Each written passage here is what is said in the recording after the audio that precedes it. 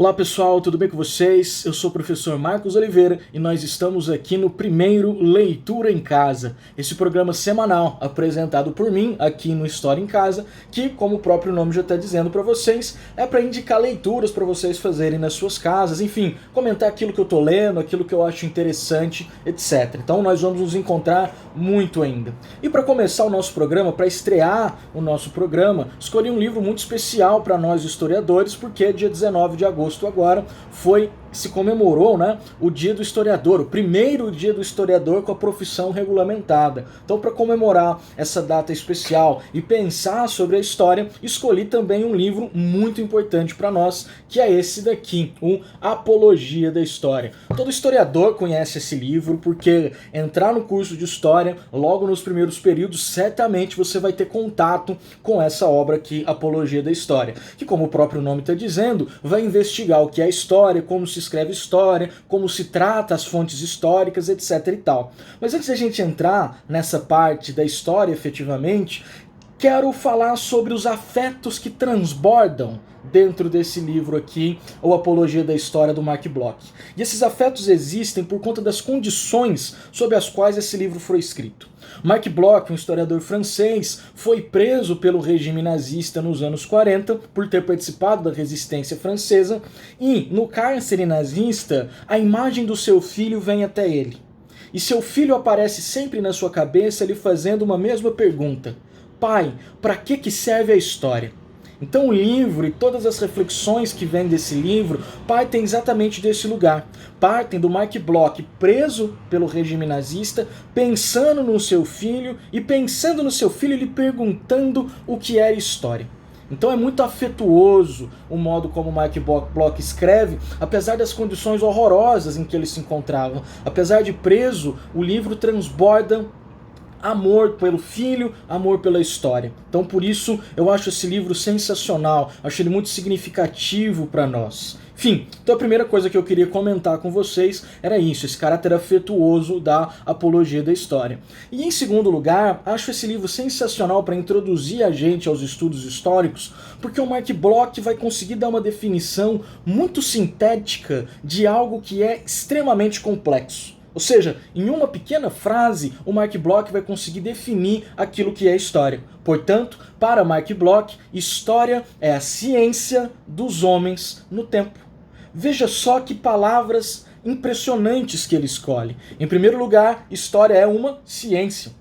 Nos tempos de hoje, afirmar isso é algo muito importante, porque a cientificidade está sendo questionada em todas as áreas, não somente nas ciências humanas. Então, retomar o Marc Bloch e afirmar a história como ciência é extremamente importante. Sim, nós somos cientistas da história, nós não produzimos ideologias, nós produzimos ciência. Claro, as ideologias influenciam, a política influencia, o nosso tempo influencia. O Marc Bloch sabia de tudo isso e nunca negou o papel da subjetividade na escrita da história. Mas ele também sabia que não era a subjetividade apenas que definia o ofício do historiador. Nós temos método, nós temos fontes, e nós estamos ligados a essa metodologia, a essa teoria, a esses métodos que guiam o nosso fazer historiográfico. Então nós somos, sim, homens e mulheres de ciência. Então por isso a história é a ciência dos homens no tempo. Ao falar a segunda palavra, a palavra homens, o Marc Bloch está querendo também rever algo muito importante dentro da história. Ele quer dizer homens no plural, ele quer dizer humanidade e todas as pessoas fazem história.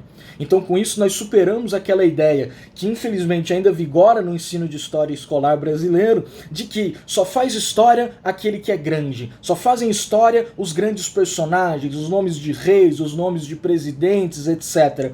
É claro que essas pessoas fazem história, mas nós não podemos nos esquecer que todas as pessoas fazem história. Todos os homens participam da história. Enfim, todos somos sujeitos históricos. E, para captar esses sujeitos históricos, o Mark Bloch vai afirmar que todos eles deixam rastros pelo tempo.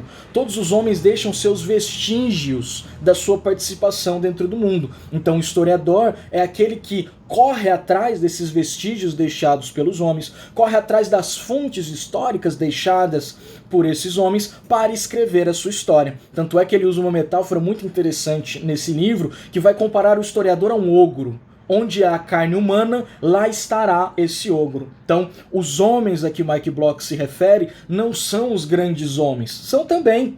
Mas, na verdade, ele está preocupado com todos os homens, com as pessoas comuns, com as pessoas que estão vivendo a sua vida cotidiana. Então, a ciência que lida com qualquer ser humano que passou sobre a Terra. E, por fim, a palavra tempo fecha essa definição de história maravilhosa que o Mark Bloch colocou para nós.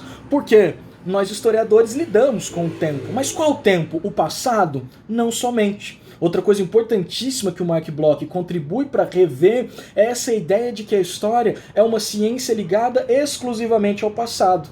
Se fosse uma ciência exclusivamente ligada ao passado, ela não interessaria a ninguém.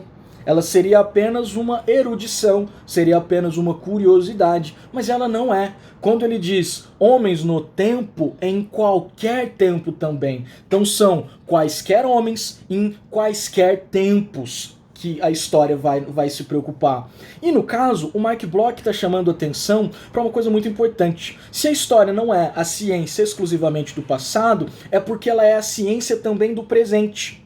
Como assim a história é a ciência do presente? Ora, o passado ele já passou, o passado não existe mais. Ou seja, o único modo do passado existir é por meio do presente. Então, uma outra frase muito sensacional do Mark Bloch é: o passado em si não muda.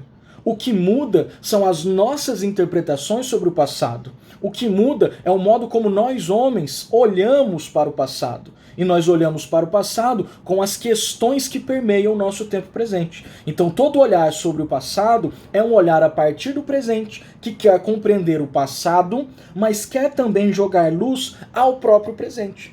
Por isso, essa ideia do tempo não é só uma ideia do passado, mas é uma ideia de um passado que pode explicar o presente.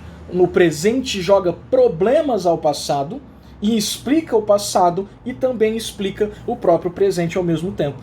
Então, por isso, história é a ciência dos homens no tempo. A ciência porque nós temos método, nós estamos ligados a nossas fontes, nós temos critérios de objetividade, apesar da subjetividade.